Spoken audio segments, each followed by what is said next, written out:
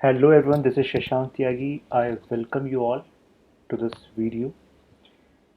Video का title आपको दिख रहा होगा पीएसआईआर ऑप्शनल में हम प्लेटो की बात करने वाले हैं। वही प्लेटो जिसके बारे में कहा जाता है कि पूरे पश्चिमी अगर राजनीतिक विचारधारा को देखा जाए तो कहीं ना कहीं प्लेटो की झलक देखी जा सकती है।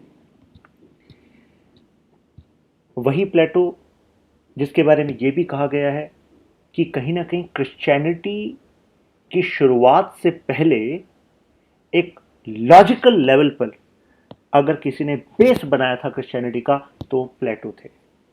इस बात को बहुत कम लोग जानते हैं प्लेटो के बारे में, बट ये एक फैक्ट है।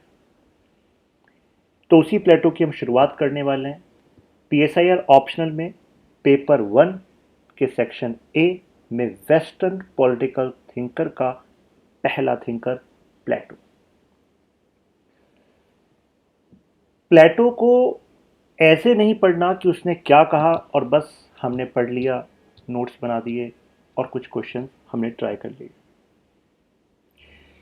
इस जर्नी में आप जुड़ चुके हैं तो ऐसे पढ़ना है कि आप स्वयं प्लेटो के थिंकिंग प्रोसेस में जाकर समझ पाए कि वो जो कह रहा था वो क्यों कह रहा था, कब उसने कोई बात कही और कब उसने अपनी ही बात बदली। बहुत ही इंटरेस्टिंग जर्नी होने वाली है और आपको खुद अपने विचारों में एक इवोल्यूशन दिखेगा। You are going to evolve as a person. So let's start. सबसे पहले मैं आपको बता दूं कि प्लेटो पर जो लेक्चर सीरीज हमारी स्टार्ट हो रही है इसका क्या क्या कंटेंट होने वाला है, मतलब क्या क्या टॉपिक्स हम कवर करने वाले हैं। सबसे पहले तो हम बेसिक जानेंगे कि है कौन ये प्लेटो, कहां पर पैदा हुआ, कैसा टाइम था जिस टाइम पर प्लेटो पैदा हुआ, कौन से स्ट्रगल्स वो देख रहा था, कौन से सक्सेस वो देख रहा था, क्या माइंडसेट था उसके आसपास के लोगों का जिसका प्रभाव प्लेटो पर पड़ा होगा। क्योंकि देखिए, आप सभी के आसपास जो लोग होते हैं उनका कुछ ना कुछ, जो आपके हालात होते हैं, कुछ ना कुछ इम्पैक्ट आप पर पड़ता है। इसी तरीके से हर एक थिंकर को हम जब शुरुआत करते हैं तो पहले उसके समय में जाते हैं कि एक्चुअल में वो किस समय में था, क्या वो सोच रहा था, क्यों वो सोच रहा था, कौन सी प्रॉब्लम्स थी जिसके सॉल्यूशन के लिए उसने अपने आप को इस फील्ड में लाया, इस पॉलिटिकल साइंस में कंट्रीब्यूट किया। तो हम इंट्रोडक्शन में जानेंगे, फिर हम प्लेटो के टाइम की हम बात कर ही रहे हैं, फिर हम इसके वर्क को जानेंगे कि प्लेटो के एक्चुअल में कौन कौन सी किताबें इसने लिखी और क्या क्या लिखा, क्या बेसिस था और कैसे हमारे एग्जाम के लिए वो इंपॉर्टेंट है, कहाँ से ज़्यादा क्वेश्चंस आते हैं, ये सब कुछ आपको पता लगने वाला है। इसके बाद हम जाएंगे मेथोडोलॉजी पर कि क्योंकि हर किसी का अपने वर्क को करने का एक तरीका होता है, एक अंदाज होता है, कुछ बैकग्राउंड होता है। तो वैसे ही प्लेटो का क्या बैकग्राउंड है, कौन से वो तरीके हैं, क्वेश्चन आ जाता है। देखिए, कई बार क्या है, मेथोडोलॉजी को स्पेसिफिकली डिटेल में नहीं पढ़ाया जाता क्योंकि जब इंट्रोडक्शन होता है तो उसी में मेथोडोलॉजी के बारे में बता दिया जाता है और उसी से लमसम क्वेश्चन आता है, ठीक है। लेकिन इस लेक्चर सीरीज में हम मेथोडोलॉजी को भी पार्ट्स में डिवाइड करेंगे और एक एक को समझेंगे। फिर हम जाएंगे इन्फ्लुएंसेस ऑफ सोक्रेट्स, यानी कि सुकरात के इन पर प्रभाव, फिर theory of ideas, theory of justice, scheme of education, communism of wife and property, यानी कि पत्नी व संपत्ति का साम्यवाद, आइडियल स्टेट क्या होनी चाहिए थी प्लेटो के अकॉर्डिंग, फिलोसोफर किंग, सबसे चर्चित कंसेप्ट प्लेटो का जहां से कई बार क्वेश्चन है, फिलोसोफर किंग पे जाएंगे। फिर इवैल्यूएशन करेंगे प्लेटो का कि ये तो हमने जाना कि प्लेटो ने क्या कहा, ये हमने जाना क्यों कहा, लेकिन फिर हम ये जानेंगे कि जो कहा उसका उपयोग क्या हुआ और जो कहा वो कहां सही था, कहां गलत था। तो यहां पर इवेल्युएट करने के बाद इसी में सब पॉइंट्स आएंगे। क्रिटिसिज्म, यानी कि कहां पर कटाक्ष हुआ है प्लेटो का, किसने कटाक्ष किया है, हम उन कुछ बुक्स को भी कोट करेंगे, कुछ कोट्स को कोट करेंगे, जैसे कार्ल पॉपर की बुक है एनिमीज ऑफ ओपन सोसाइटी, हम उसके बारे में बात करेंगे। फिर हम जानेंगे place in political thought as of now. अगर हम देखें राजनीतिक विचार की बात करें तो उसमें प्लेटो का अभी क्या स्थान है, हम उसकी बात करेंगे। तब जाकर मानिएगा कि yes, you are complete with Plato. और इसी के बाद फिर हम क्वेश्चंस की भी बात करेंगे। मैं कुछ क्वेश्चंस आपको लिखने के लिए दूंगा जो आप साथ साथ लिखेंगे, जो आपने समझ लिया है आप ट्राई करेंगे। इंट्रोडक्शन, बॉडी, कंक्लूजन के बारे में भी हम बात करेंगे। अच्छा लिखें बुरा लिखें कोई मैटर नहीं है, कोई प्रॉब्लम नहीं है, क्योंकि कभी ना कभी शुरुआत तो करनी होती है ना, और अभी से शुरुआत करेंगे तो धीरे धीरे आप इंप्रूव होते चले जाएंगे। तो देखिए इंट्रोडक्शन से शुरुआत करते हैं प्लेटो के बारे में। देखिए प्लेटो को यह कहा जाता है कि he is among the one of the most creative thinkers of political philosophy. यानी कि जब राजनीतिक दर्शन की बात की जाती है तो उसमें सबसे ज्यादा क्रिएटिव जो थिंकर्स की बात की जाए तो उसमें से एक प्लेटो है। ऐसा क्यों? ऐसा क्यों? क्रिएटिव का मतलब क्या? सब कुछ प्लेटो ने अपने आप ही सोचा था या प्लेटो पर भी किसी का प्रभाव था? अभी आपने सुना सुकरात का प्रभाव था। सुकरात सुकरात सुकरात बहुत बार सुनते हैं लोग, क्योंकि प्लेटो जो है सुकरात को अब सबसे वाइजेस्ट पर्सन समझते थे, wisest man of the world समझते थे, और साथ में उनके गुरु भी थे सुकरात। लेकिन सुकरात के साथ साथ कई और भी लोग थे जिनका प्लेटो पर प्रभाव था, जैसे हेराक्लाइटस, परमेनाडेस। अभी आपको ये नाम सुनकर अगर लग रहा हो यार ये भी रटने पड़ेंगे क्या, मैं बताना चाहूंगा कुछ रटना नहीं पड़ेगा आपको, और ये नाम रटने नहीं होते हैं आपको। ये तो जब आप क्वेश्चंस करेंगे, मैंने क्या कहा, आंसर राइटिंग करेंगे, तो इट वुड बी लाइक जैसे आपको ABCD एक बार आपने याद की थी बचपन में, आज तक भूले हो क्या? नहीं। क्यों? यूज यूज यूज यूज से ऐसा हुआ। तो इसी तरीके से इतनी बार इनका इस्तेमाल होने वाला है कि आप आसानी से आपके दिमाग में बैठ जाएंगे। और कोई बहुत बड़ा मतलब जो भ्रम होता है कि भाई मतलब बहुत कुछ पढ़ना होता है विचारकों में, और कई मैंने ऐसे भी स्टूडेंट्स देखे हैं कि नहीं हमें प्लेटो के बारे में पढ़ना है तो प्लेटो ने ओरिजिनल जो लिखा था ना हम तो वही निकाल के लाएंगे। मतलब प्लेटो ने बुक लिखी थी रिपब्लिक, प्लेटो ने स्टेट्समैन लिखी, लॉज लिखी, हम सारी लेकर आएंगे, ओरिजिनल पढ़ेंगे। देखिए ऐसे नहीं होता है, क्योंकि यूपीएससी की डिमांड ये कि आप उनका मर्म समझे हैं क्या, कि प्लेटो ने जो कहा वो समझे हैं क्या, क्यों कहा वो समझे हैं क्या, उससे क्वेश्चन आएगा। Got it? तो स्ट्रेटजी ठीक होनी चाहिए। तो क्रिएटिव यहां पर इसलिए कहा गया क्योंकि प्लेटो पर प्रभाव तो था, प्रभाव हर किसी पर होता है क्योंकि कहीं ना कहीं से हम नॉलेज गेन कर रहे हैं, लेकिन फिर भी जो उनको नॉलेज बेस मिला, तो कई लोग तो होते हैं उस नॉलेज बेस, जैसे ये नॉलेज बेस मिला, इससे थोड़ा सा इतना इनोवेशन करके कुछ इसमें ऐड कर दिया। लेकिन जो प्लेटो की बात की जाती है तो प्लेटो को ये नॉलेज बेस मिला और प्लेटो ने ये इमारत खड़ी कर दी। ये नॉलेज बेस था, इससे इमारत खड़ी कर दी। हर कोई विचारक वो इमारत नहीं खड़ा कर पाया जो प्लेटो ने खड़ी करी, और ये इस जर्नी में आपको पता लग जाएगा ऐसा मैं क्यों कह रहा हूं। क्यों कहा जाता है कि प्लेटो पश्चिमी, अगर हम राजनीतिक विचारधारा की बात करें, if we talk about western political thought, he is considered as among the one of the most original thinkers. पता लगेगा आपको। अभी देखिए एक सेइंग है, Plato is real intellectual founder of Christianity. यानी कि ईसाई धर्म के असली, अगर बौद्धिक रूप से, अगर इंटेलेक्चुअल रूप से फाउंडर देखा जाए तो प्लेटो थे। देखिए जब मैं ये बात कह रहा हूं, so I am talking in a particular context, मतलब एक पॉइंट ऑफ व्यू से ये बात कह रहा हूं। इससे किसी की धार्मिक भावनाएं आहत नहीं होनी चाहिए, इसलिए कहा जा रहा है ये, क्योंकि देखिए इसके नीचे आप देखेंगे बॉर्न, कब ये पैदा हुए, तो 428 से 348 BC के बीच का इनका जीवन है, ये लमसम बताया जाता है। और BC की बात करें, बिफोर क्राइस्ट, यानी कि अभी ईसा मसीह का जन्म नहीं हुआ था, जिनको क्रिश्चियनिटी का फाउंडर कहा जाता है।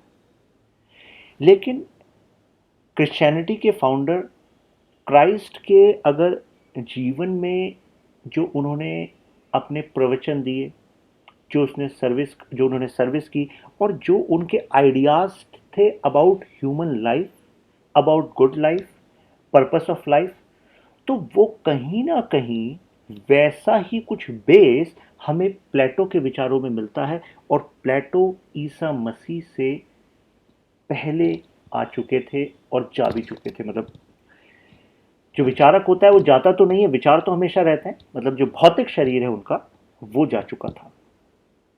तो Plato is a real intellectual founder of Christianity. ये भी कहा जाता है a Christian before Christ. Christ के आने से पहले एक क्रिश्चियन थे प्लेटो। तो अगर ऐसा स्टेटमेंट आ जाए तो इसमें कोई धर्म की बात नहीं हो रही है, इसमें केवल ये बात हो रही है कि आपने प्लेटो के गुड लाइफ, एक अच्छे जीवन पर जो उनके विचार है उनको समझा कि नहीं, प्लेटो के आत्मा के सिद्धांत को समझा कि नहीं। बहुत ही बेसिक, बहुत ही ऐसा है कि डेली लाइफ से रिलेट करने वाला, मतलब आपने सुना ही है एप्लीकेशन उसका। यू कैन आइदर प्रेज प्लेटो और condemn him but you can not ignore him.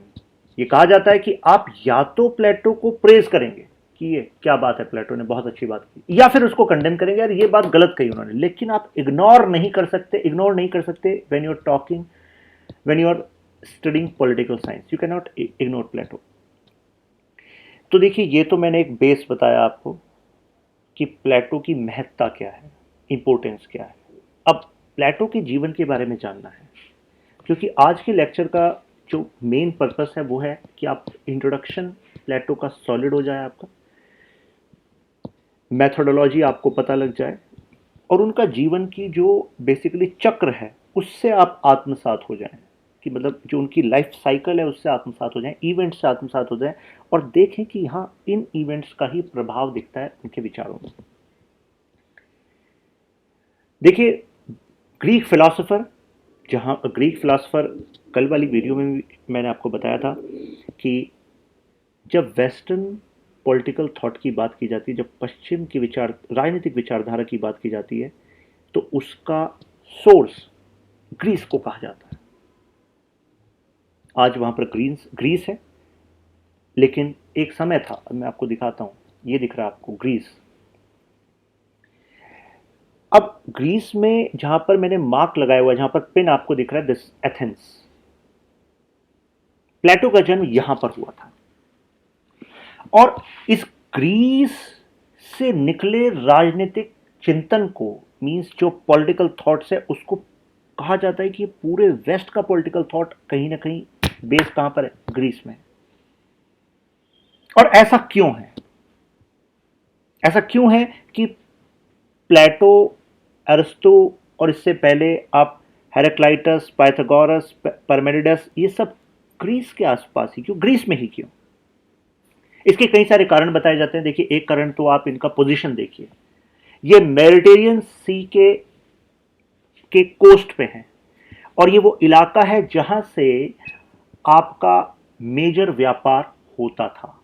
तो मेजर व्यापार होगा तो दूसरी जगह के जो व्यापारी होंगे, जो लोग होंगे, जब वो वहां पर आएंगे तो वो अपना अपना एक पर्सपेक्टिव लेकर आएंगे जो उनके कल्चर में है। अगर मान लीजिए आपकी मैं बात करूं, आप अपनी लाइफ में मान लीजिए एक ही जगह रही हैं, एक ही जगह आपने सुनी है, और एक ही तरह के विचार आपने सुने हैं। मतलब एग्जाम्पल ले लीजिए, आपने अपने आसपास कितने सारे ऐसे लोग भी देखे होंगे, इट्स क्वाइट कॉमन कि एक जगह पर आपका जन्म हुआ, और मान लीजिए आपको किसी को एक शिक्षा नहीं मिली कि जहाँ पर डिफरेंट क्या क्या दुनिया में है वो सब उसको नहीं पता लग रहा, वो सिर्फ अपने उसी दोस्तों में है, उसी फैमिली लाइफ में है, और कुछ नया उसको नहीं पता लगा कि डिफरेंट कल्चर्स क्या हैं, डिफरेंट परसेप्शंस क्या हैं। तो उसके लिए तो जो सही और गलत, जिस जगह वो रहता है वहां से उसने सीखे, तो वो तो उसके वही सही गलत होंगे, उसके पार तो दुनिया में क्या चल रहा है उसको कहां पता लगने वाला। लेकिन ग्रीस के साथ ऐसा नहीं था। ग्रीस की लोकेशन ऐसी थी कि वहां पर डाइवर्स जो आइडियाज थे वो वहां पर आते रहते थे, लोग आते रहते थे, तो लोगों को मौका मिलता था ग्रीस के क्वेश्चन करने का। अच्छा, हम तो ये सोचते थे, हमारे कल्चर में तो ये था, अच्छा आपके कल्चर में ऐसा है, ओके। तो यानी कि इस जो हम सच सोचते हैं इसके पार भी कुछ सच हो सकता है। ग्रीस का ये कहा जाता है कि ग्रीस का जो एरिया है, यहाँ पर जो वेदर है, ये कई किताबों में कोट किया गया है कि ग्रीस का वेदर, यहाँ की ज़मीन, और यहाँ की प्रोडक्टिविटी, प्रॉस्पेरिटी, ये भी कई सारे ऐसे रीज़न थे कि यहाँ पर गरीबी की उतनी मार नहीं थी जितनी अन्य जगह थी। और ये कहा जाता है कि जब व्यक्ति मटेरियल लेवल पर काफ़ी हद तक फुलफिल्ड होता है, तभी उसको परम ब्रह्म और ऐसे विचार आने लगते हैं कि भाई दुनिया की सच्चाई को ढूंढना है। जिसके पास रोटी नहीं है उसको क्या दुनिया के सच को ढूंढने की कुछ पड़ेगी? नहीं, सबसे पहले उसको रोटी की पड़ेगी। ये भी एक कारण बताया जाता है। तो कहने और एक और बात है, एक और बात है कि देखिए, अगर आपने देखा हो तो ग्रीस की अपनी एक रिच माइथोलॉजी है, रिच लिटरेचर है। और एक्चुअल में होता क्या है कि जब एक स्टैब्लिश्ड एजुकेशन सिस्टम होता है और वहाँ पर एक माइथोलॉजी भी चलती आ रही है कि भाई हमारी संस्कृति है, हमारी संस्कृति का आधार ये, भारत की भी अपनी माइथोलॉजी रही है और वो बदलती भी रही है इतिहास में। लेकिन आसान भाषा में ऐसा समझिए कि ये भौगोलिक स्थिति, व्यापार, आना जाना, लोगों का डाइवर्स आइडियाज़ का आना जाना, एजुकेशन सिस्टम का अच्छा होना, रिच लिटरेचर होना, ये कई सारे ऐसे कारण थे जो एक के बदले एक, एक के बदले एक तरीके से पुश करते चले गए। और कई सारे विचारकों ने जो अपना जीवन जिया वो इस ग्रीस वाले एरिया में जिया। देखिए, जब प्लेटो पैदा हुए तो सबसे पहले तो ये कैसी फैमिली में पैदा हुए थे? He belong to an aristocratic family. जिस समय की मैं एथेंस की बात कर रहा हूं तो एथेंस में राजशाही नहीं थी। मैं दोबारा रिपीट कर रहा हूं, Athens was not a monarchy, यानी कि वहां पर राजा का शासन नहीं था। वहां पर एक तरह की बेसिकली डेमोक्रेसी थी, लेकिन वो डेमोक्रेसी जैसे हमारी डेमोक्रेसी होती है जहां लोग वोट डालते हैं, सभी लोग वोट डालते हैं, सभी लोग मिलकर सरकार चुनते हैं, ऐसा नहीं था।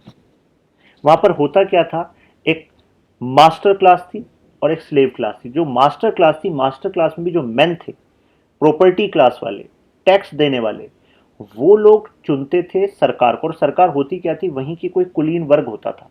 कुलीन वर्ग का मतलब होता है वहां के कुछ फैमिलीज जो स्ट्रांग फैमिलीज हैं वो उस शासन को चलाती थी।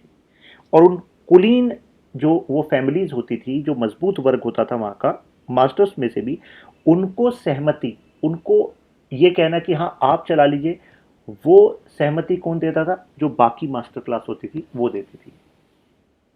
मैं बताना चाहूंगा कि प्लेटो खुद एक एरिस्टोक्रेटिक फैमिली से बिलोंग करते थे। डेमोक्रेटिक एथेंस में वहां पर डेमोक्रेसी थी। मैं आपको इसलिए बता रहा हूं क्योंकि मैं इस पॉलिटिकल साइंस के लिए पैशनेट हूं। और when I C some videos और उसमें लोग गलत तरीके से कोट कर देते हैं, क्योंकि एक बात भी अगर गलत होती है तो वो एकदम पिक हो जाती है मुझे और बड़ा अजीब लगता है, क्योंकि it is injustice to this political science also. क्योंकि लोग बस कोरिलेट कर लेते हैं, अच्छा इतने समय पहले की बात हो रही है तो तब तक लोकतंत्र कहाँ आया होगा, तब तक डेमोक्रेसी कहाँ आई होगी, तब तक तो राजशाही होगी। नो, जब आप किसी सब्जेक्ट को पढ़ रहे हैं तो learn things as they were, as they are. Knowledge बिल्कुल पिन पॉइंटेड होती है और ऑथेंटिक होती है। या तो नॉलेज ऑथेंटिक होती है, नहीं तो वो नॉलेज नहीं होती, वो तुक्का होता है। और आप यूपीएससी में आए हैं तो you have to be authentic. तो ध्यान रखिएगा, वो क्या थी, एक डेमोक्रेटिक एथेंस था वो। Athens was engage in a deadly war against Sparta. Athens एक सिटी स्टेट था, एक नगर राज्य था, पास में स्पार्टा भी था। जिस टाइम पर प्लेटो का जन्म हुआ था उस टाइम पर एथेंस और स्पार्टा में वॉर चल रहा था। और ये कोई एक महीने दो महीने चलने वाला वॉर नहीं था, ये 28 साल चला। यानी कि प्लेटो जब बढ़ रहे थे, जब वो बड़े हो रहे थे, तो उसी टाइम पर उन्होंने एथेंस को वॉर पे ही देखा था। और उन्होंने अपने समय में देखा कि इस वॉर का जब अंत हुआ तो उसमें एथेंस गिर गया, मींस एथेंस हार गया। और जब एथेंस हार गया तो कई सारी शर्तें जो एथेंस पर लागू हुई वो किसकी लागू होंगी? स्पार्टा की लागू होंगी। और यहां शर्तों का मतलब था कि स्पार्टा ने अपनी एक पपेट गवर्नमेंट एथेंस में बना दी थी। पपेट का मतलब क्या होता है? एक कठपुतली नुमा सरकार एथेंस में बना दी थी। जो एक यंग प्लेटो था, जो अभी बढ़ रहा था, उसमें अपनी जगह को लेकर जो भक्ति थी, उसकी वजह से उन्हें लगा कि अगर एथेंस हारा तो हारा क्यों, अगर कुछ होता है तो उसके कारण होते हैं। तो उन्होंने कारण सोचना शुरू कर दिया, क्या कारण है, क्या कारण है कि मेरा जो नगर राज्य है, मेरा जो सिटी स्टेट है, मेरी जो मातृभूमि है वो हार गई। इस वॉर का नाम था द पेलोपोनेशियन वॉर। 28 साल चला था। जो आप नीचे पिक देख रहे हैं, ऊपर तो आपको मैप दिख रहा होगा, नीचे जो पिक देख रहे हैं आप, ये एथेंस की पिक है। एथेंस आज भी उस समय के कुछ रूइंस, कुछ इमारतें एंशिएंट टाइम की वहां पर दिख जाती हैं। देखिए, जो प्लेटो के और जर्नी को जानते हैं कि प्लेटो के जो फादर थे एरिस्टॉन, उनका तो देहांत हो गया था जब प्लेटो काफ़ी छोटे थे। तो जो प्लेटो की मदर थी पेरिसिटॉन, उन्होंने एक दूसरी शादी की थी पैरालम्पस से। और जो पैरालम्पस थे वो एथेंस के ही एक मजबूत नेता पराइक्लस के साथी थे और उनके साथ काम करते थे। जब मैं आपसे बात कर रहा हूं कि प्लेटो के फादर एरिस्टॉन थे, मदर पेरिसिटॉन थी, फादर एक्सपायर हो गए, मदर ने दूसरी शादी करी, पैरालम्पस से शादी करी, और पैरालम्पस एसोसिएट थे पैराक्लस से। तो इसका मतलब ये नहीं है कि you have to cram these names, no, कुछ ये रटने नहीं है ना। ये तो इसलिए बता रहा हूं क्योंकि मैं आपको उनका बचपन समझाना चाह रहा हूं। तो जो उनके फादर थे, जिनसे उनकी मदर ने बाद में शादी करी, पैराक्लस, क्योंकि उन वो खुद एथेंस के पब्लिक अफेयर्स में एंगेज थे। तो बचपन से ही प्लेटो ने देखा अपने आसपास कि एक्चुअल में सरकार चलाना कितना इम्पोर्टेंट है, शासन चलाना कितना इम्पोर्टेंट है, शासन के एक फैसले से लोगों का जीवन प्रभावित होता है। तो ये जो कॉन्शियसनेस है, ये प्लेटो को काफ़ी पहले मिल गई थी। तो इसी वजह से यंग प्लेटो ने सोचा कि मुझे भी क्या है, इस पॉलिटिक्स में जाना है, मुझे भी पावर गेन करनी है, मुझे भी इन्फ्लुएंशियल बनना है। लेकिन उसी दौरान उनको अपने गुरु मिले। गुरु का नाम था सुकरात, सोक्रेटिस। और सोक्रेटिस से उन्होंने प्रभावित होकर उनसे पढ़ना स्टार्ट किया फिलॉसफी। और वहां पर जो उनका पढ़ने का तरीका था वो डायलैक्टिकल था। डायलैक्टिकल का मतलब क्या होता है? डिबेट, द्वंद्व। वहां पर डिस्कशंस होते थे, डायलॉग्स होते थे। तो प्लेटो को वो पढ़ने का तरीका, वो चीज़ों को जानने का तरीका, वो काफ़ी यूनिक लगा। ऐसा नहीं है कि सुकरात पहले ऐसे व्यक्ति थे जो डायलैक्टिक्स का इस्तेमाल करे थे, कुछ लोग पहले भी थे जिन्होंने इसका इस्तेमाल किया था। लेकिन सुकरात का जो स्टैब्लिशमेंट था एजुकेशन का, वो पहले लोगों से ज़्यादा प्रभावशाली था। पहले लोगों ने इंडिविजुअल लेवल पर इस्तेमाल करा, कुछ ग्रुप्स में इस्तेमाल करा, लेकिन सुकरात ने उसको एजुकेशन सिस्टम में इस्तेमाल करा। जिस समय की मैं बात कर रहा हूं, तो प्लेटो सुकरात के पास गए, लेकिन उनके पास एक अदर ऑप्शन भी था जहां वो जा सकते थे। वो था सोफियन स्कूल। दो स्कूल ट्रेडिशन थे, एक सोक्रेटिक और एक सोफियन। सोफियन जो थे वो अपने स्कूल में स्टूडेंट्स को एजुकेट करते थे कि कैसे आपको पावर को गेन करना है, कैसे आपको महत्वपूर्ण पदों पर पहुंचना है, कैसे आपको पैसा कमाना है। और वो पैसा, पद, शक्ति, इन इन दोनों से क्या आती है? शक्ति आती है, पैसे से, पद से। इसको ही जीवन का आधार मानकर बच्चों को पढ़ाते थे। आप खुद ही सोचिए, अगर बचपन से ही पढ़ाया जा रहा है बच्चों को कि पैसा, पद, यही ऑब्जेक्टिव है, तो बच्चे को और कुछ दिखेगा थोड़ी ना, उसे लेगा यही जीवन है। अब आप प्रेजेंट एजुकेशन सिस्टम से इसको कोरिलेट करिए कि जब बच्चा पढ़ना स्टार्ट करता है तो एक्चुअल में उसको यही बताया जाता है कि आपको इसलिए पढ़ना है क्योंकि आपको अच्छा करियर बनाना है, दैट्स इट। और करियर का भी ऑब्जेक्टिव क्या बताया जाता है? पैसा। करियर भी कौन सा चूज करे? जिसमें पैसा ज्यादा हो। वो बच्चा एक ऐसा करियर भी चुन सकता था अनकन्वेंशनल, जो बहुत बड़ा इंपैक्ट ले आता अपने फील्ड में, और वहां पर भी पैसा बन सकता था। लेकिन अगर बच्चे को बताया जाता है कि पढ़ोगे नहीं तो जॉब नहीं मिलेगी, तो ऐसे में वो कंसेप्ट्स को एप्लीकेशन पॉइंट ऑफ व्यू से नहीं सीखेगा। वो कैसे सीखेगा? मुझे रटना है, पेपर देना है, और अगले दिन स्वाहा। फिर मतलब नहीं है। ऐसे ही तो सीखते आए आज तक, हकीकत है। तो प्लेटो के पास भी वही ऑप्शन था, सोफियन वाला, सोफियन स्कूल, जिससे पढ़कर आप आए हैं अभी। अगर अ, ऐसा भी हो सकता है कि कुछ आपको ऐसे अच्छे शिक्षक मिले हों, अच्छे टीचर्स मिले हों जिन्होंने आपको पढ़ने के अन्य कारणों पर और कंसेप्ट्स के डेप्थ पर भी सिखाया हो, उससे आपके जीवन में प्रभाव आया हो। लेकिन मैं ऑन एवरेज बात कर रहा हूँ। लेकिन प्लेटो ने सोफियन नहीं, सोक्रेट्स को चुना और वहाँ डायलॉग्स एंड डिस्कशन से आगे बढ़े। जब वो सुकरात के स्कूल में पढ़ रहे थे तो उसी समय प्लेटो के दो मामा थे, क्रिशियस एंड चार्माइडस। क्रिशियस एंड चार्माइडस, ये दोनों उस टाइम के एथेंस की सरकार में महत्वपूर्ण पदों पर थे। ये वो थे जो वहाँ की सरकार, जो ग्रुप था ना वहाँ पर, क्योंकि मैंने क्या कहा कि वहाँ पर जो सरकार कौन चलाता था, एक एरिस्टोक्रेटिक गवर्नमेंट थी, एक एरिस्टोक्रेटिक डेमोक्रेसी थी, एक कुलीन वर्ग था, वो चलाता था। और उसको सहमति कौन देता था? लोकतंत्र क्यों कह देते थे? क्योंकि वो मास्टर क्लास जो है, जो संपत्ति वाली है, टैक्स देने वाली है, वो उनको सहमति देती थी। तो उनके मामा ने, नीचे आपको पिक दिख रही होगी, शकुनी मामा।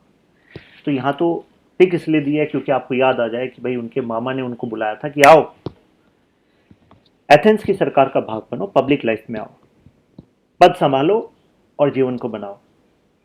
जैसे शकुनी मामा क्या चाहते थे कि दुर्योधन राजा बनना चाहिए।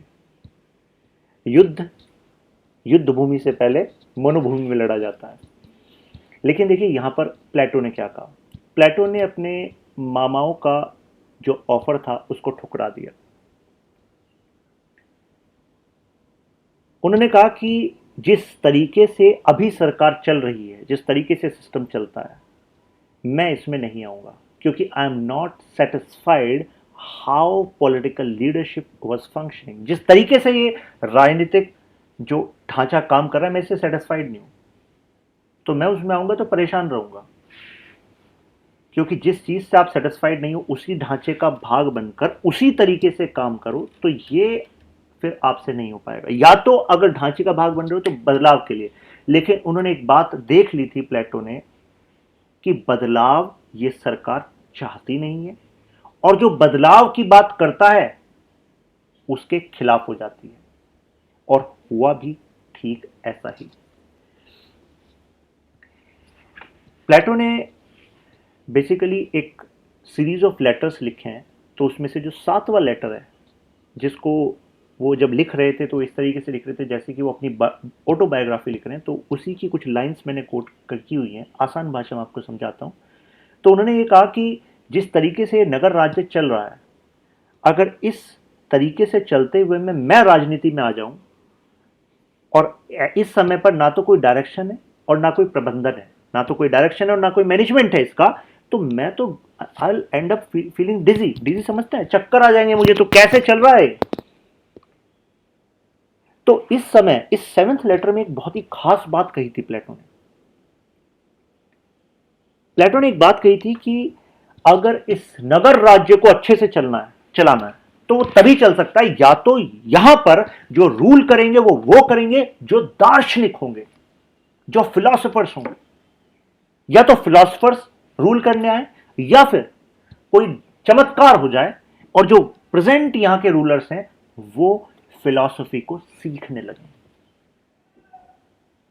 आप में से कोई बताना चाहेगा कि इस 7वें पत्र में, इस 7th लेटर में प्लेटो ने ये बात क्यों कही होगी? देखिए, जो मैंने अभी आपको बात कही है, इससे यूपीएससी ने डायरेक्ट क्वेश्चन पूछा है।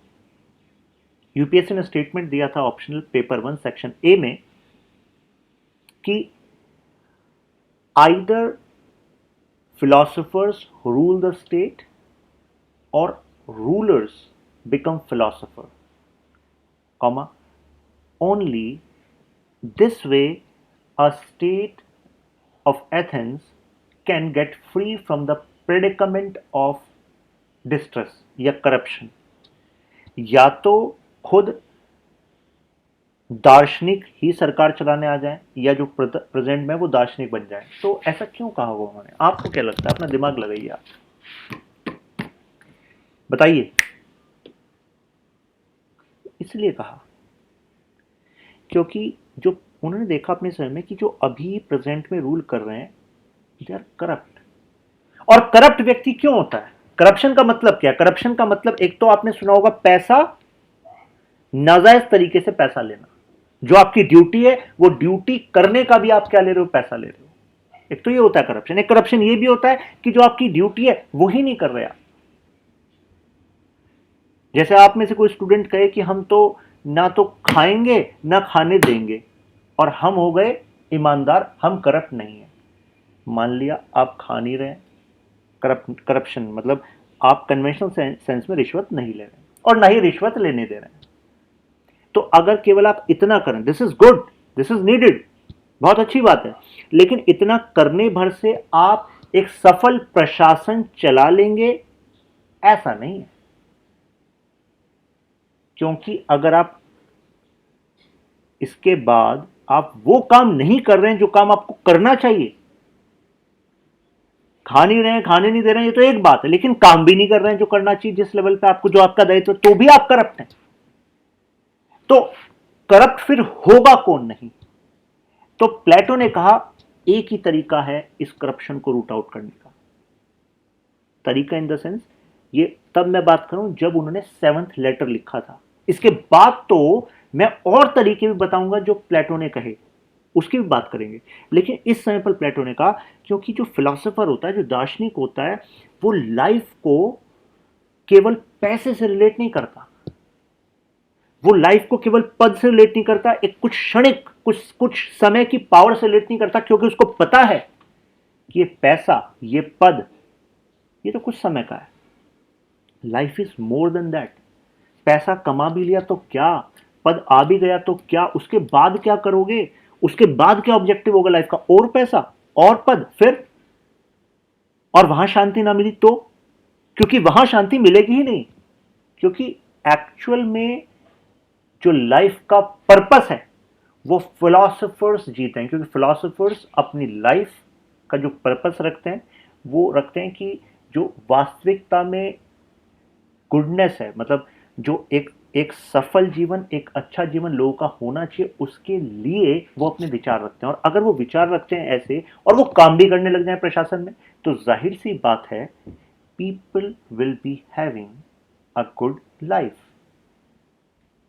तो ये विचार था प्लेटो का। इसके बाद देखिए बात आई 339 बीसी की। और आप सबको पता होगा कि जब हम बीसी की बात करते हैं, बिफोर क्राइस्ट, तो बिफोर क्राइस्ट में 430 बीसी दूर है, ठीक है। जैसे ये हम बीसी और एडी का मतलब बिफोर क्राइस्ट का मतलब ये ईसा मसीह यहां पर इस पोजीशन पर पैदा हुए, ठीक है। इससे इस साइड क्या है? एडी। कुछ लोग उसको आफ्टर डेथ कहते हैं, लेकिन that is Anno Domini. Anno Domini का मतलब होता है in the time of Christ. तो ये तो हो गया in the time of Christ. तो अभी जो हम हैं 2020, ये क्या है? एडी है।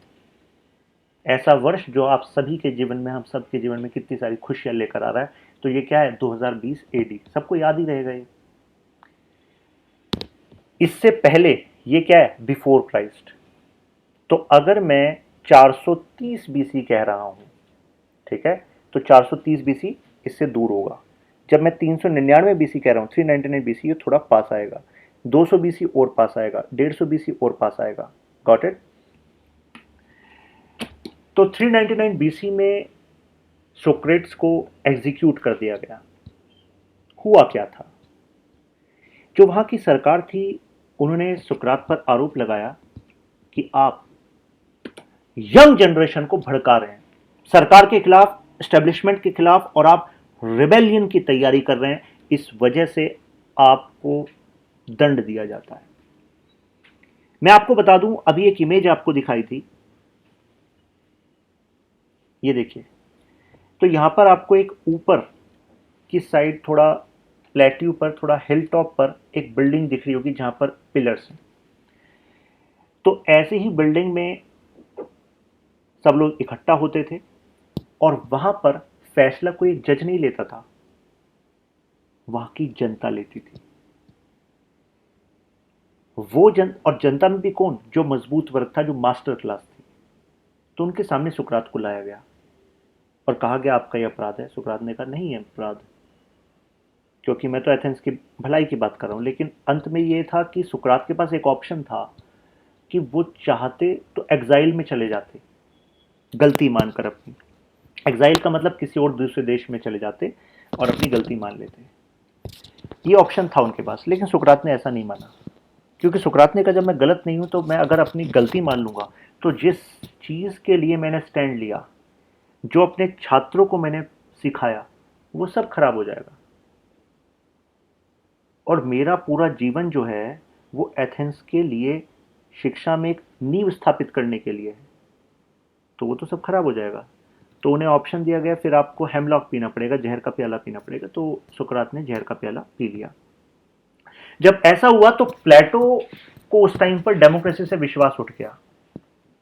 इसी वजह से प्लेटो के समय में, जिस टाइम प्लेटो थे उस टाइम पर डेमोक्रेसी थी, लेकिन प्लेटो खुद डेमोक्रेसी के खिलाफ हो गए। प्लेटो का कहना था डेमोक्रेसी होती क्या, लोकतंत्र है क्या, लोकतंत्र तो मूर्खों का राज है, it is a rule of ignorance. मूर्ख ही तो है जिन जो इतने महान, इतने बुद्धिमान व्यक्ति को नहीं पहचान पाए, जो आपके प्रशासन में, आपके लोगों में जो कमियां हैं उनको दूर करने की बात कर रहा है, उसको नहीं पहचान पाया, उसके ज्ञान को नहीं पहचान पाया। तो इस वजह से प्लेटो इस वाक्य से 399 बीसी से वो डेमोक्रेसी के खिलाफ हो गए। उन्होंने कहा डेमोक्रेसी हो सकती है अच्छी, लेकिन उसके लिए लोग भी डेमोक्रेसी के हिसाब से होने चाहिए, लेकिन वो पॉसिबल है नहीं। तो इस वजह से डेमोक्रेसी को उन्होंने साइडलाइन कर दिया अपनी विचारधारा में। अब प्लेटो को अपनी खुद की जान का भी डर था, क्योंकि गुरुजी तो चले गए, लेकिन प्लेटो भी तो सेम विचारधारा रखते थे। प्लेटो भी तो इस सिस्टम में रेडिकल चेंजेस की बात करते थे। प्लस एक तो अपनी सेफ्टी के मुद्दा भी था प्लेटो के पास, और दूसरा था कि वो सिस्टम से पूरे नाखुश थे। तो इस वजह से फिर प्लेटो वहां से निकल गए एथेंस से, और वो इटली, सिसिली और इजिप्ट, वहां पर फिर उन्होंने कुछ साल वहां पर ट्रेवल किया। फिर 388 बीसी में जाकर प्लेटो दोबारा एथेंस आए और यहां पर उन्होंने एकेडमी को फाउंड किया। एकेडमी, जो आज हम ये शब्द यूज करते हैं एकेडमी, ये तो जनरल कोचिंग सेंटर्स के लिए भी हम यूज कर लेते हैं, लेकिन उस टाइम पर एथेंस में प्लेटो ने जो वापस आकर जो अपनी एकेडमी स्टेब्लिश की थी, वो कही जाती थी यूरोप की फर्स्ट यूनिवर्सिटी, विश्वविद्यालय नुमा था। और वहाँ पर काफ़ी कॉम्प्रहेंसिव करिकुलम था।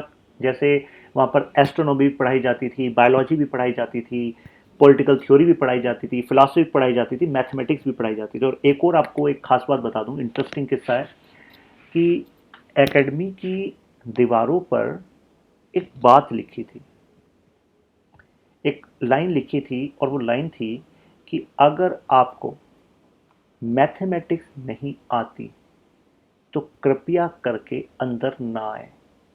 ये प्लेटो के उस एकेडमी की दीवार पर लिखा हुआ था।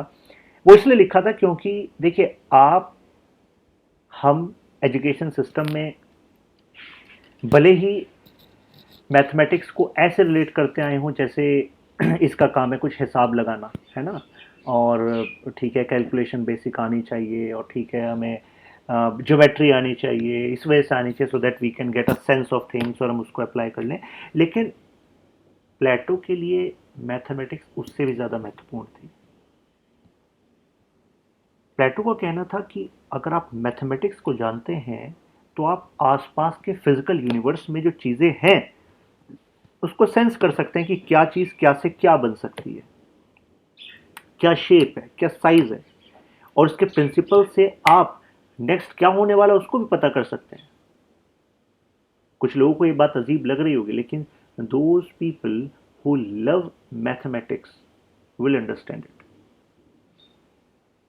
जैसे एक सेइंग भी है कि मैथमेटिक्स जो है वो एक लैंग्वेज है जिसमें गॉड ने यूनिवर्स को बनाया है। और वो लैंग्वेज क्यों कह रहे हैं, फॉर एग्जांपल जैसे this is a writing pad, ठीक है।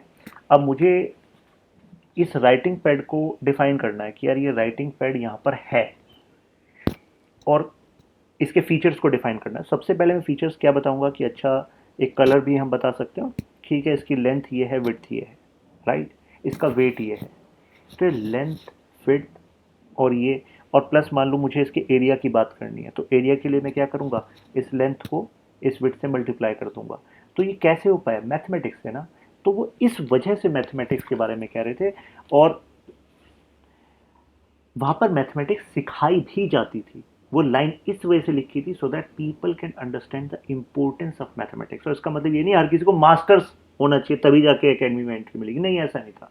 उसका मतलब था कि you should have interest in mathematics. लेकिन देखिए यहाँ पर तो हम बात कर रहे हैं पॉलिटिकल साइंस की, लेकिन प्लेटो के बारे में जानकारी आपको होनी चाहिए। अब हुआ क्या, 367 बीसी आ गया था, और इस टाइम पर प्लेटो ने अपनी रिपब्लिक जो किताब थी उसको काफ़ी हद तक लिख चुका था, क्योंकि रिपब्लिक एक किताब नहीं, इसके कई पार्ट्स थे, तो कई पार्ट्स लिखे जा चुके थे। और प्लेटो ने एक थ्योरी बनाई थी कि फिलॉसफी के इस्तेमाल से एक आदर्श राज्य की स्थापना हो सकती है अगर राजा स्वयं फिलॉसफर हो। तो ऐसे में प्लेटो को मौका मिला कि एथेंस से कुछ दूरी पर जो सिसिली था वहाँ पर जाकर वहाँ के जो रूलर थे, वहाँ पर एक जगह पड़ती है सैराक्यूस, और वहाँ पर डायनोसियस द यंगर को फिलॉसफी पढ़ाएं, और फिर फिलॉसफी इस तरीके से पढ़ाएं कि वो फिलॉसफी वहाँ के रूल में इस्तेमाल हो जाए। लेकिन प्लेटो का एक्सपेरिमेंट फेल हो गया। 361 में दोबारा उन्होंने ट्राई किया कि दोबारा सिखाया जाए, उनको फिलॉसफी सिखाई जाए, जिससे फिलॉसफी उनके वहाँ पर वर्क में इंप्लीमेंट हो पाए, लेकिन नहीं हो पाया। कुछ लोग ये भी कहते हैं कि प्लेटो उतने सौभाग्यशाली नहीं थे जितने सौभाग्यशाली भारत के चाणक्य थे, क्योंकि चाणक्य को अपना चंद्रगुप्त मिल गया था, तभी वो सपना पूरा हो पाया। लेकिन प्लेटो को अपने जीवन काल में कभी अपना चंद्रगुप्त नहीं मिल पाया, अपना फिलोसोफर किंग नहीं मिल पाया। तो इस एक गुरु के लिए केवल ज्ञान उसको पूर्ण नहीं करता, गुरु को पूर्ण ये भी करता है कि उसको वो शिष्य मिल जाए जिस शिष्य के द्वारा वो उस ज्ञान का सही उपयोग करवा पाए।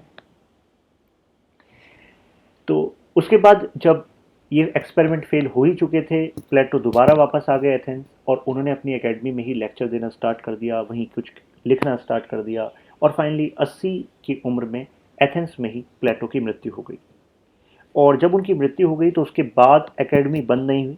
उन्हीं के नेफ्यू थे जिनको प्लेटो मानते थे कि ये कैपेबल हैं इस एकेडमी को चलाने के लिए, तो उनके जाने से पहले प्लेटो ने अपनी एकेडमी का मैनेजमेंट जो है उनको दे दिया था। तो ये तो हुआ इंट्रोडक्शन प्लेटो का। अब जरा आगे चलते हैं।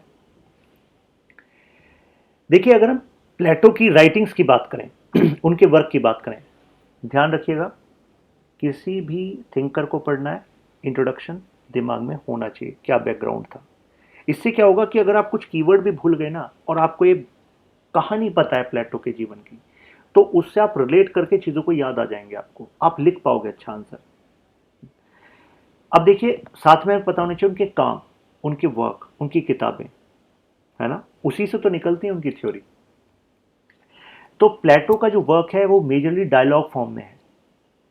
डायलॉग का मतलब क्या है, कुछ कैरेक्टर होते हैं वो आपस में वाद विवाद करते रहते हैं, और केवल एक वर्क लॉज एक उनकी किताब है, उसको छोड़कर बाकी सभी उनके किताबों में जो हीरो हैं, क्योंकि वहां पर क्या होता है, डायलॉग होता है, कैरेक्टर बना रखे हैं उन्होंने, कोई ऐसे बुक नहीं लिखी प्रवचन, कैरेक्टर बनाए हुए हैं, वो आपस में डायलॉग करते हैं। तो उसमें जो हीरो है वो सोक्रेट्स हैं, उनके गुरु हैं। उन्होंने अपनी किताबों में कैरेक्टर जो रखे, उसमें जो हीरो रखा वो सोक्रेट को रखा, सुकरात को रखा। इससे बड़ा ट्रिब्यूट क्या हो सकता है किसी शिष्य द्वारा अपने गुरु के लिए।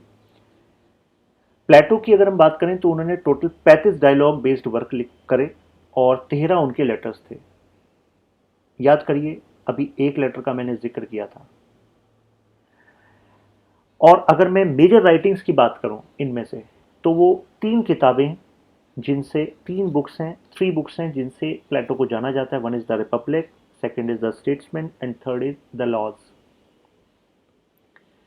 और अगर मैं इन तीनों में भी बात करूं तो सबसे ज़्यादा जो महत्वपूर्ण है, means the most important for which Plato is recognised in political science, it is the Republic.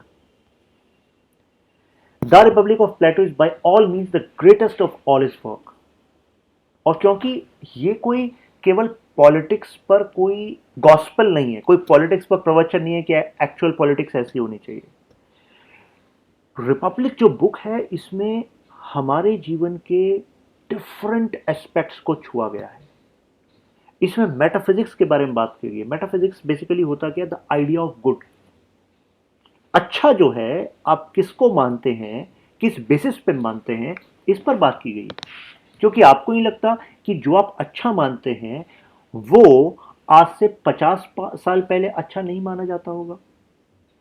जिसको आज आप अच्छा नहीं मानते, हो सकता है आज से 50 साल बाद जो आपके बच्चे होंगे वो उसको अच्छा मान रहे होंगे, लेकिन आप अच्छा नहीं मान रहे होंगे. तो मीन्स जो अच्छा है, क्या गुड है, उसका जो आइडिया है वो मेटाफिजिक्स में जानते हैं. साथ में उन्होंने मॉरल फिलॉसफी पर बात की, यानी कि बेसिकली ह्यूमन लाइफ के कौन से ऐसे सिद्धांत होते हैं जो कि यूनिवर्सल है, मतलब जिस पर तो मानव को चलना ही चलना है. बेसिक सी बातें हैं जैसे सच बोलना, कल्याण की भावना रखना, दूसरे को दुख को समझना, मातृभूमि के लिए समर्पण होना, अपने कर्तव्य का पालन करना. तो these are the things which are discussed in moral philosophy. उन्होंने एजुकेशन पर भी बात की रिपब्लिक में, और उन्होंने कहा कि यहां पर एक साइंटिफिक ट्रेनिंग होनी चाहिए रूलर्स की. क्योंकि रूलर अगर एजुकेटेड नहीं है डिफरेंट एस्पेक्ट्स ऑफ एडमिनिस्ट्रेशन के बारे में, तो वो उनकी महत्ता को समझ ही नहीं पाएगा. उनका तो ये कहना था प्लेटो का कि जो रूलर है उसको आर्ट्स की भी नॉलेज होनी चाहिए, उसको साइंस की भी नॉलेज होनी चाहिए, उसको म्यूजिक की भी, आर्ट का एक सब पार्ट म्यूजिक की भी उसको नॉलेज होनी चाहिए, उसको इकोनॉमी की भी नॉलेज होनी चाहिए, साइंस की भी नॉलेज होनी चाहिए. और ऐसा क्यों कह रहे थे? क्योंकि रूलर को जब पोजीशन में आता है तो अगर उसको आर्ट्स में कोई इंटरेस्ट ही नहीं रहा, या इंटरेस्ट ना रहे, उसने कभी उसके बारे में उसकी गहनता को जाना ही नहीं, तो उसके काल में, उसके समय में क्या आर्ट प्रोग्रेस कर पाएगी? नहीं. क्योंकि रूलर को तो कुछ मानता ही नहीं आर्ट को.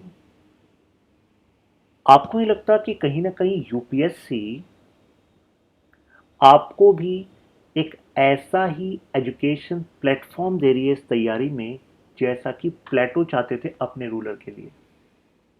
देखिए प्लेटो क्या चाहते थे एजुकेशन में, कि भाई साइंस भी आनी चाहिए, इकोनॉमी भी आनी चाहिए, ज्योग्राफी भी आनी चाहिए, आर्ट्स भी आनी चाहिए, एनवायरनमेंट के बारे में पता होना चाहिए. आप देख लीजिए, आप यूपीएससी को क्लियर करने के लिए आपको ये सब पढ़ना होगा कि नहीं होगा, और it should be with interest. क्योंकि जैसे प्लेटो चाहते थे कि रूलर के पास पावर होंगी तो वो सही इस्तेमाल कर पाएगा, क्योंकि उसके पास सही जानकारी है. इसी तरीके से आप रूलर बनने वाले हैं तो आपके पास भी चीज़ों के बारे में सही जानकारी होनी चाहिए. तो इस तरीके से चीज़ों को इंटरलिंक करना सीखे, भूलेंगे नहीं फिर आप, कि जैसे प्लेटो चाहता था अपने रूलर को इतने तरह का ज्ञान होना, ऐसे यूपीएससी चाहती है हमें इतनी तरह का ज्ञान होना. Relate things. फिलॉसफी चाहते थे, इकोनॉमी चाहते थे कि इनके बारे में ज्ञान होना चाहिए. इसके बारे में भी यहां पर बात की गई रिपब्लिक में. रिपब्लिक की अगर बात करें तो टोटल सेट ऑफ 10 बुक्स हैं. ठीक है, आप डरिए मत, आपको 10 बुक नहीं पढ़नी. आपको तो केवल जो उसमें कहा गया है उसका मर्म समझना है, और मर्म ऐसा समझ जाएंगे आपकी डेली लाइफ से कि आपको रटना भी नहीं पड़ेगा. लेकिन पता होना चाहिए कि रिपब्लिक जो है केवल एक बुक नहीं है, सेट ऑफ 10 बुक्स, जो काफी लोगों को नहीं पता होता. और जो बाकी बुक्स हैं स्टेट्समैन और लॉज, के बारे में आपको एक खास बात बता दूं. यंग प्लेटो ने रिपब्लिक लिखी, और वो रिपब्लिक उनके जीवन में चलती रही क्योंकि देयर वर 10 बुक्स. लेकिन जो स्टेट्समैन है और जो द लॉज है, ये जो दो बुक्स हैं, ये प्लेटो ने अपने मिडिल एज से लास्ट जब वो जाने वाले थे उस तक लिखी. इवन मैं आपको बता दूं जो द लॉज बुक है वो तो प्लेटो के जाने के बाद पब्लिश हुई थी, वो तो पब्लिश भी नहीं हुई थी प्लेटो के टाइम में, आखिरी टाइम की बुक है. तो इन दो बुक्स को जब मैं देखता हूं तो इन बुक्स में मैं पाता हूं कि एक्चुअल में प्लेटो का आउटलुक रिपब्लिक में जो था वो था आइडियलिस्टिक, आदर्शवादी, आमूल परिवर्तनवादी, मींस रेडिकल चेंजेस होने चाहिए, ये व्यवस्था गलत है, फिलोसफर किंग आना चाहिए, एजुकेशन सिस्टम चेंज होना चाहिए, सब कुछ चेंज की बात कर रहे थे वो। जिस तरीके से फैमिली में लाइफ लोग जीते हैं उसको चेंज करने की बात कर रहे थे वो प्लेटो रिपब्लिक में। लेकिन स्टेट्समैन में और द लॉज में प्लेटो काफी ज्यादा रियलिस्टिक दिखते हैं, यानी कि वो ज्यादा ग्राउंड रियलिटीज की तरफ दिखते हैं। उनकी जो पॉइंट ऑफ व्यू है वो थोड़े से क्या हुए, मेलो डाउन हुए टुवर्ड रियलिटीज। पहले तो आदर्शवादी और अब फिर थोड़ा थोड़ा यथार्थ की तरफ दिखे हैं। लेकिन दुनिया प्लेटो को जो उन्होंने स्टेट्समैन में कहा, जो उन्होंने लॉज में कहा, उससे नहीं जानती। प्लेटो को जानती है तो रिपब्लिक से जानती है। Plato of Republic is what is known to the world, the idealist, the philosopher, the radical. ऐसी तो जानते हैं प्लेटो। प्लेटो का जब भी बात आती है तो क्या होती है, आदर्शवादी थे प्लेटो, फिलोसोफर थे प्लेटो, रेडिकल थे, बिल्कुल चेंज करने की बात करते थे। लेकिन मैं आपको बताना चाहूंगा जाते जाते उन्होंने अपना रेडिकलिज्म साइड में रख दिया था। लेकिन दुनिया उनको ऐसे नहीं जानती, रेडिकल ही जानती है। ऐसा क्यों, मैं आपको बताऊं। जो आप हैं, बहुत ही काम की बात बता रहा हूं और एकदम कनेक्ट हो जाएगी आपसे। जो आप हैं, क्या आपको लगता है दूसरे आपको वैसे ही समझते हैं जैसे आप हैं, जैसे आप सोचते हैं, जैसे आप करते हैं? क्या आपको लगता है लोग आपको वैसे ही समझते हैं और वैसे ही सुनते हैं? नहीं, लोग आपको केवल वैसा ही समझते हैं जैसा उनके काम का है।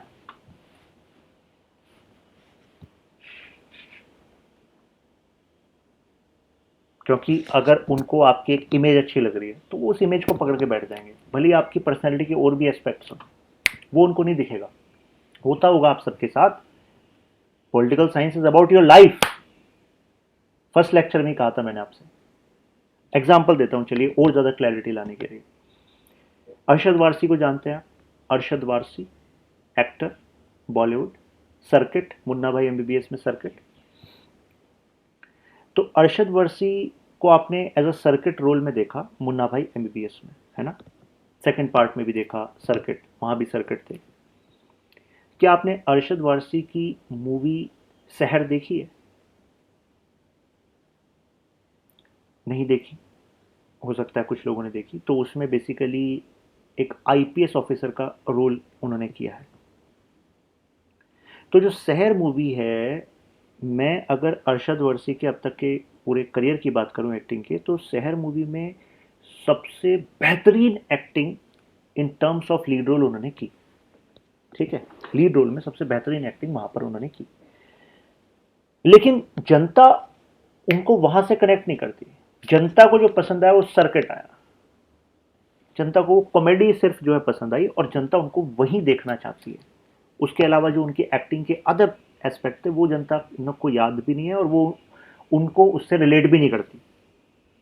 तो इसी तरीके से प्लेटो के अदर एस्पेक्ट्स भी थे। प्लेटो लास्ट में जाके रेडिकल से, जो एक बिल्कुल होता है ना कि बिल्कुल बदलाव करके मानेंगे और बिल्कुल ये भी बदलना चाहिए, ये भी बदलना चाहिए, ये भी बदलना चाहिए, उससे थोड़ा दूर आ चुके थे। उन्होंने अपनी किताबों में भी लिखा, लेकिन उसको जनता नहीं देखती, उसको पॉलिटिकल साइंस नहीं देखती। पॉलिटिकल साइंस देखती है रिपब्लिक वाले प्लेटो को, जो कहा था आइडियलिस्ट है, फिलोसोफर है और रेडिकल है। और ऐसा क्यों? ऐसा क्यों? वो इस वजह से क्योंकि पॉलिटिकल साइंस को जरूरत थी एक ऐसे स्ट्रक्चर की जो कि आने वाली सरकारों को रास्ता दिखा सके कि तुम्हें इस तरफ चलना है। जैसा होना चाहिए वो भले ही अचीव नहीं हो पा रहा, लेकिन जैसा होना चाहिए अगर सामने है तो उस पर काम तो हो सकता है ना, एक इंस्पिरेशन तो बन सकती है ना, तभी तो उसकी तरफ जा पाएंगे। तो इस वजह से पॉलिटिकल साइंस प्लेटो को रिपब्लिक वाले प्लेटो से जानती है। उम्मीद करता हूं आपको समझ में आया होगा प्लेटो के जीवन के और प्लेटो के वर्क के बारे में। आगे चलते हैं। अब देखिए, अगर मैं मेथोडोलॉजीज की बात करूं प्लेटो की, कि मतलब प्लेटो ने कौन से तरीकों का इस्तेमाल करा अपने काम में, तो ये तरीके हैं और ऐसे समझ में आते चले जाएंगे, जरा ध्यान से सुनिए। पहला डिडक्टिव मेथड, वियोजक विधि, आसान भाषा में बताता हूं। डिडक्शन एक दो तरीके होते हैं, एक होता है इंडक्शन, एक होता है डिडक्शन। इंडक्शन का मतलब होता है छोटे छोटे स्टेप्स लेना और फिर उससे कुछ बनाना, छोटे छोटे टुकड़ों को जोड़ना और उससे पूरे रूप को बनाकर देखना कि अच्छा ये बना है इससे छोटे छोटे टुकड़ों से। ये होता है इंडक्शन मेथड, यानी कि आपने जोड़ा और कुछ बनाया। डिडक्शन इसका उल्टा है। डिडक्शन है कि हम जो चीजें हैं उनको देखते हैं और उनको तोड़कर फिर समझते हैं कि ये चीजें ऐसी क्यों हैं। जैसे आपको एक इमेज दिख रही होगी शेरलॉक होम्स की, दिख रही है आपको? शेरलॉक होम्स देखा आपने? बहुत ही पॉपुलर कैरेक्टर है डिटेक्टिव शेरलॉक होम्स। ऐसे ही कोई भी केस सुलझा देता है। तो शेरलॉक होम्स कौन सा मेथड यूज करता है? डिडक्शन मेथड यूज करता है, डिड्यूस करता है। जैसे शेरलॉक होम्स के सीरियल्स में दिखाया जाता है, उसके एपिसोड्स में दिखाया जाता है कि शेरलॉक होम्स आपसे मिल रहा है और आपसे मिलते ही वो बता देगा कि भाई आप किस तरह के इंसान हो, किस तरह के करियर में हो, क्या चाहते हो, यहाँ क्यों आए हो। काफ़ी कुछ बताया था और बिल्कुल सही बताता है। कैसे? वो डिड्यूस करता है चीज़ों से। वो आपके एक्सप्रेशन, आपके आसपास की चीज़ें, आपका मोबाइल, आपकी आपके कुछ हैंड में जो चीज़ें हैं, उनके मूवमेंट, उन सब से वो चीज़ों को डिड्यूस करता है और समझता है आपको, आपको पढ़ लेता है वो। प्लेटो डिडक्शन मेथड का इस्तेमाल करते थे। डिडक्शन का मतलब है वो देखते थे कि भाई प्रेजेंट में करप्शन है, ये है। अब करप्शन क्यों है देखो, लोगों को ग्रीड है, किसकी? पद की, पैसे की। लोगों को ग्रीड क्यों है पद की, पैसे की? क्योंकि लोग क्या है? इग्नोरेंट हैं। तोड़ा उसको फिर, इग्नोरेंट है यानी कि लोगों को जीवन का ज्ञान नहीं है। लोगों को जीवन का ज्ञान क्यों नहीं है? और तोड़ा, अच्छा इनकी तो शिक्षा और इनका तो समाज है ऐसा था, तो विचारों पर प्रभाव भी क्या है ऐसा ही होगा। तो यानी कि वो क्या कर रहे हैं? चीजों को तोड़ के उसकी गहराई में जा रहे हैं। ठीक है, इसको हम कहते हैं डिडक्शन मेथड। दूसरा है डायलेक्टिक मेथड। डायलेक्टिक मेथड जैसे कि आपको बताया था, जो उन्होंने सुक्रेट से बोरो किया था, अपने गुरु सुकरात से बोरो किया था, वो अपनी शिक्षा में भी किसका इस्तेमाल करते थे? डिबेट्स का, डायलॉग्स का। उनके वर्क में भी क्या है? डिबेट एंड डायलॉग है। कैरेक्टर है, वो आपस में डिस्कस करते हैं कि देखो मेरे अकॉर्डिंग ये है न्याय। जैसे सेफलस, अभी बताऊंगा थ्योरी ऑफ जस्टिस में नेक्स्ट लेक्चर में। सेफलस कहेगा कि मेरे अकॉर्डिंग न्याय ये है, थैलेसीमेकस कहेगा नहीं नहीं मेरे अकॉर्डिंग ये है। प्लेटो, उसमें कैरेक्टर बने हुए हैं, तो हर कोई अपनी वाद विवाद कर रहा है। फिर उसमें से जो लीड रोल आता है, जैसे सुकरात, वो कहेंगे तुम जो कह रहे हो ना वो इस वजह से गलत है। तो जो पढ़ने वाला होता है उसको भी समझ में आ जाता है, यार मुझे काउंटर पॉइंट भी मिल गए, ये इसके अकॉर्डिंग ये सही, इसके अकॉर्डिंग ये सही। लेकिन दोनों में से कौन कौन सी बातें गलत हैं वो पता भी लग गया, रीजन। तो एक्चुअल में जो निष्कर्ष निकल के आया वही क्या है? सच है, वही क्या है? एक्सेप्टेबल है। ये होता है डायलेक्टिक मेथड। थर्ड है टेलियोलॉजिकल मेथड, चरम कारणवाद विधि। बहुत ही आसान है, नाम बड़ा फैंसी सा लग रहा होगा आपको, पहली बार कुछ लोग सुन रहे होंगे कि यार ये टेलियोलॉजिकल कुछ बड़ी बात हो रही है, भारी बात हो रही है। ऐसा कुछ नहीं है।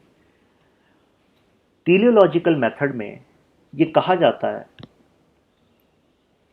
कि हर चीज का एक फाइनल ऑब्जेक्टिव है। जैसे आपको एग्जांपल देता हूं, प्लेटो की theory of forms. Theory of forms में, फॉर्म समझते हैं? रूप, कि किसी भी चीज का कैसा स्वरूप है, उसका सिद्धांत बहुत ही आसान है। प्लेटो ने एक बात कही कि एक्चुअल में जो भी चीज, जो भी यहां पर वर्तमान में है, वो हो सकता है उसकी छाया मात्र है। बहुत ही गहरी बात है, समझ में आ गई तो it would be like boom.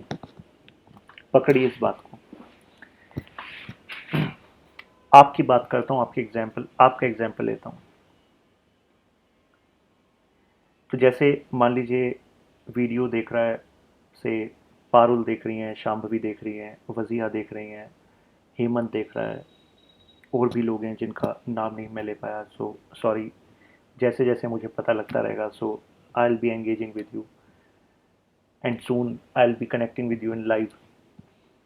तो मुझे बताइए, जिनका मैंने नाम लिया, थ्योरी ऑफ फॉर्म्स कहती है कि आप सभी जो यहाँ पर हैं वो केवल छाया मात्र है इस फैक्ट की जो आप हो सकते हैं।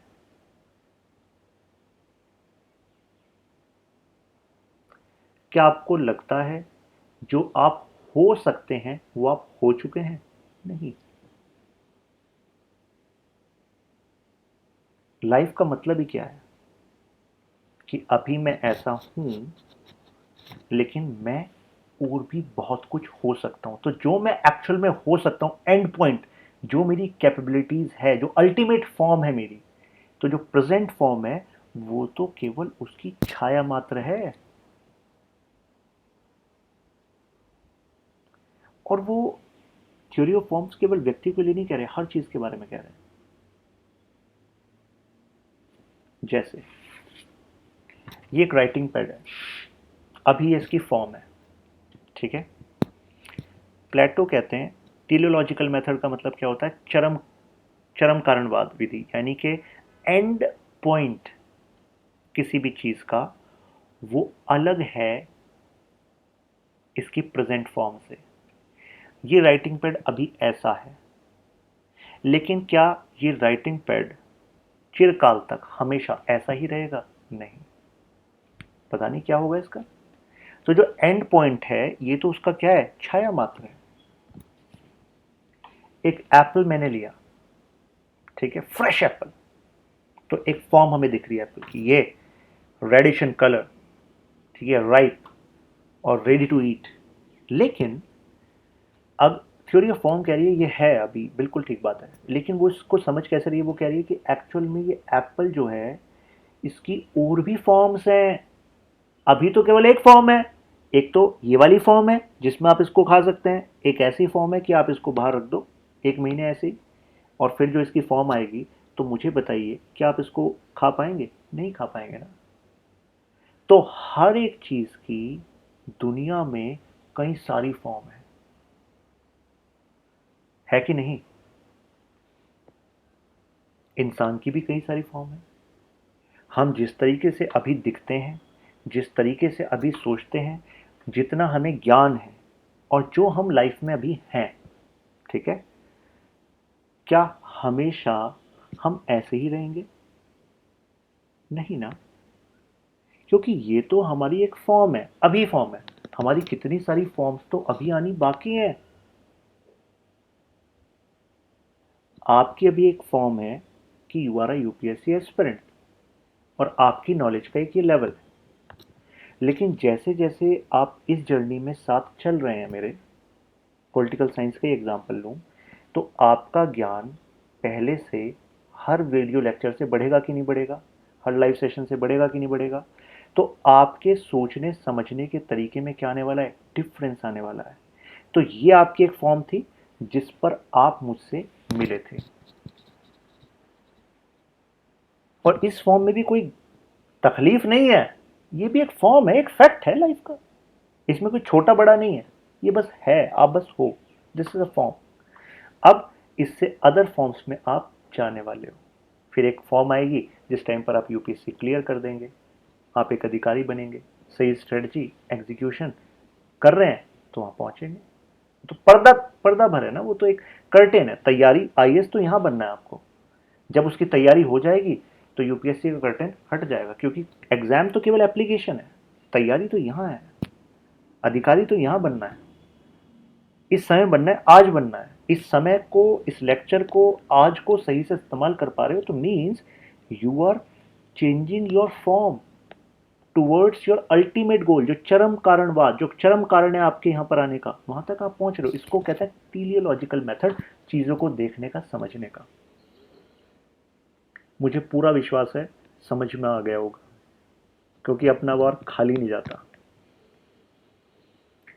नेक्स्ट है एनालॉगी मेथड।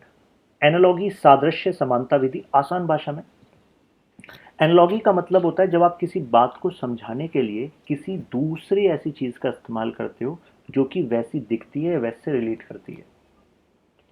तो जैसे अभी आप जब आगे बढ़ेंगे तो मैं जब थ्योरीज की बात करूंगा तो कई थ्योरी को ना खुद प्लेटो ने भी एग्जाम्पल से समझा है। मैं तो एग्जाम्पल देता ही हूँ आपको समझाने के लिए, प्लेटो ने भी अपनी थ्योरी को समझाने के लिए एग्जाम्पल दिया है। तो अगर आप किसी बात, क्योंकि प्लेटो अपनी बात को समझाने के लिए कुछ लाइफ के उदाहरणों का इस्तेमाल करते हैं, कुछ इवेंट्स का इस्तेमाल करते हैं, जैसे गुफा का एग्जाम्पल दे रहे हैं तो उसको कहते हैं एनालॉजी ऑफ केव, उसको एलेगरी ऑफ केव भी कहते हैं। लेकिन क्योंकि एलेगरी ऑफ केव अपने आप में एक एनालॉगी है, मीन्स एक समान, एक उदाहरण है ना। तो अगर हम उदाहरण का इस्तेमाल करते हैं जो वैसे चीजों से रिलेट करता है तो उसको हम एनालॉगी मेथड कहते हैं। तो प्लेटो इस मेथड का भी अपनी बातों को, थ्योरी को समझाने के लिए प्रयोग करते हैं। हिस्टोरिकल मेथड, हिस्टोरिकल मेथड का मतलब क्या होता है? इसका मतलब होता है कि प्लेटो अपनी थ्योरी को बनाने में, अपनी बातों को रखने में ऐतिहासिक तथ्यों का भी प्रयोग करते हैं। एथेंस के हालात खराब थे, एथेंस स्पार्टा से हारा, तो प्लेटो ने उस बात को केवल क्या उस इवेंट से लिया कि हार गया, या उसके पीछे इतिहास में जाकर कारण ढूंढने की कोशिश करी? उसके पीछे इतिहास में जाकर कारण ढूंढने की कोशिश करी, क्यों हारा, कौन से पाप किए हुए हैं, क्यों हारा, पाप क्या किए हुए हैं? एजुकेशन सिस्टम में फॉल्ट है, मैनेजमेंट में फॉल्ट है, एडमिनिस्ट्रेशन में फॉल्ट है, लोग करप्ट हैं, लोग इग्नोरेंट हैं। तो ये सब कारण उन्होंने इतिहास में ढूंढे कि कैसे, कहां, क्यों हारा। तो क्योंकि वो इतिहास के का को देखते हैं, उसके बिहाफ पर अपनी चीजों को प्रेजेंट करते हैं, तो इस वजह से इस मेथड को हम क्या कहते हैं? हिस्टोरिकल मेथड कहते हैं। तो these are the methods: deductive method, dialectic method, teleological method, analogy method, historical method. कोई बड़ी बात नहीं, और इसको रटने की कोशिश मत करना कि चलो अब हम रटते हैं, नो, ऐसा रटना नहीं। आप यहां पर इस बात को सुन रहे हैं, पढ़ रहे हैं, अपने साथ आप राइटिंग पैड लेकर बैठे हैं, जो मैंने एग्जाम्पल दिए ना उसको आसान भाषा में लिख लो, दैट्स इट। आपको समझ में आ जाएगा क्या है। तो आज हमने क्या क्या सीखा? आज हमने इंट्रोडक्शन जाना, लाइफ किस समय में थे, किस अवस्था में थे, क्यों उनकी सोच बनी जैसी उनकी सोच थी। फिर हमने वर्क्स को जाना, Republic, Statesman, the Laws, plus उनके लेटर को जाना जिसमें उन्होंने कहा था कि या तो खुद जो प्रशासन कर रहे हैं वो चमत्कार हो जाए, वो फिलॉसफी को सीख लें, या फिर फिलॉसफर खुद वहां पर रूल करने आ जाए, ये हमने जाना। फिर उसके बाद हमने वर्क्स को जानकर फिर हमने जाना कि प्लेटो जो है उनको माना जाता है कि प्लेटो जो रिपब्लिक में प्लेटो ने लिखा, एक्चुअल में प्लेटो वो है आइडियलिस्ट, फिलोसफर, रेडिकल। लेकिन आज आपको पता लगा कि ये जो द स्टेट्समैन है, जो द लॉज है बुक, उसमें तो प्लेटो के विचारों में चेंज आ गया था, वो काफ़ी मेलो डाउन हो गए थे, वो काफ़ी वास्तविकता के करीब हो गए थे, वो इतने ज़्यादा परिवर्तनवाद की बात नहीं करते, लेकिन प्लेटो को उससे नहीं जानते, रिपब्लिक से लोग जानते हैं ज़्यादा।